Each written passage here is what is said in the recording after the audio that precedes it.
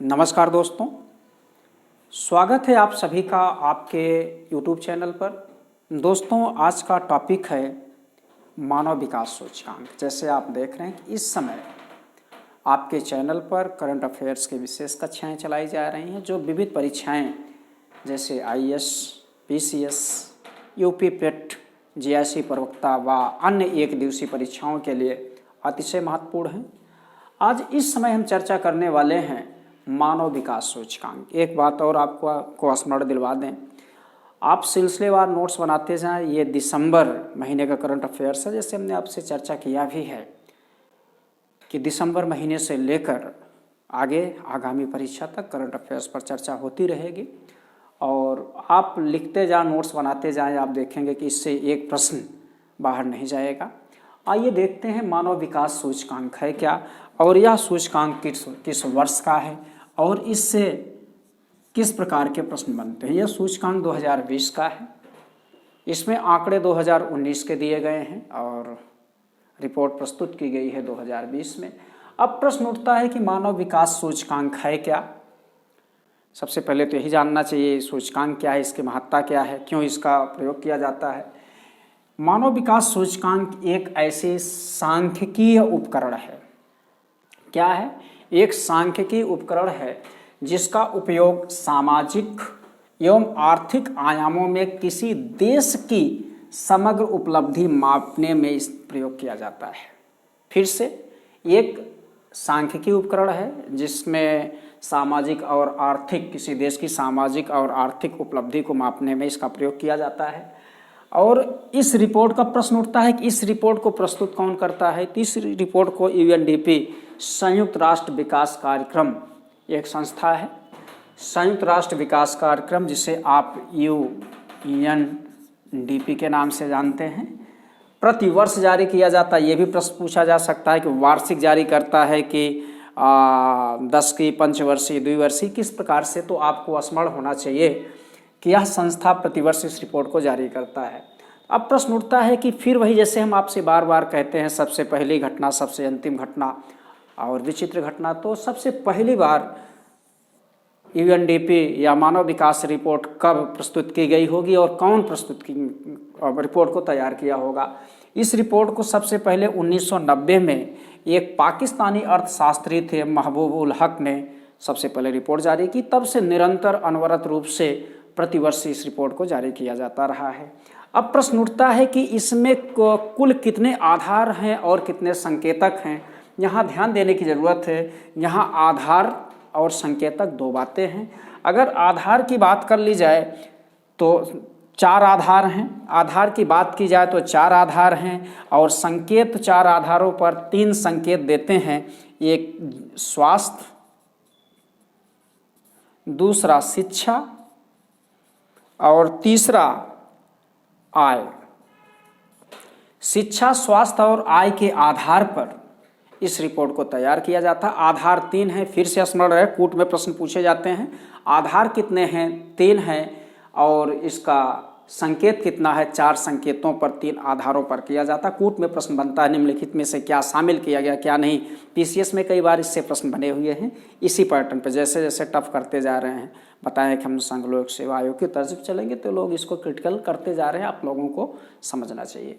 तो देखते हैं, इस सूचकांक की गणना 4 प्रमुख संकेतकों या पर 3 आधारों पर किया जाता है। 3 आधार स्वास्थ्य, शिक्षा और आय हैं, जिसमें जीवन प्रत्याशा पहला है। जीवन प्रत्याशा और शिक्षा के अंतर्गत 2 बातें कर दी गई हैं, इसलिए इसको 4 संकेत कहे हैं। स्कूली शिक्षा के अनुमानित वर्ष, स्कूली शिक्षा की अनुमानित वर्ष और स्कूली शिक्षा के औसत वर्ष के साथ साथ प्रति व्यक्ति GNI, जीवन स्तर पर। ये आपके 3 आधार हैं और संकेत 4 हैं। अब प्रश्न फिर अगला यहीं से बनता है कि भारत की स्थिति क्या है। जो UNDP ने रिपोर्ट प्रस्तुत की है 2020 में, 19 का संकेत है, आंकड़े हैं, इसमें भारत की स्थिति क्या है। तो दोस्तों देखिए, भारत की स्थिति 131वां स्थान है। और फिर प्रश्न उठता है कुल कितने देशों में। 189 देशों में भारत का स्थान 131वां है। फिर यह कूट का प्रश्न बन सकता है कि पिछले वर्ष क्या थी, या पिछले वर्ष की तुलना में इस वर्ष मानव विकास रिपोर्ट में सुधार हुआ है कि या गिरावट आई है भारत की स्थिति में। देखा जाए तो पिछले वर्ष 2019 में 129वां स्थान था और 20 में 2 पायदान नीचे खिसक के 1 से 131वें स्थान पर आया है। अर्थात मानव विकास रिपोर्ट में भारत की स्थिति में गिरावट दर्ज की गई है। कितने अंक की? 2 अंक की गिरावट दर्ज की गई है। अगर भारत के पड़ोसी देशों की बात कर ली जाए, जैसे पूछा भी जाता है भारत के पड़ोसी देशों की स्थिति क्या है, भूटान की स्थिति 129, जो पिछले वर्ष भारत की स्थिति थी। ये भी कूट में प्रश्न बन सकते हैं, समझने का प्रयास करिएगा, क्योंकि इसके बाद जैसे हमने आपसे चर्चा किया है 200-300-400 प्रश्नों की श्रृंखला ऑब्जेक्टिव टाइप व्याख्या सहित दिया जाएगा। एग्जाम के पहले हम उसको प्रोवाइड करवा देंगे। ध्यान रखेंगे भारत की स्थिति, भारत के पड़ोसी देशों की स्थिति क्या है। भूटान की स्थिति 129वां स्थान है, जो पिछले वर्ष भारत की थी।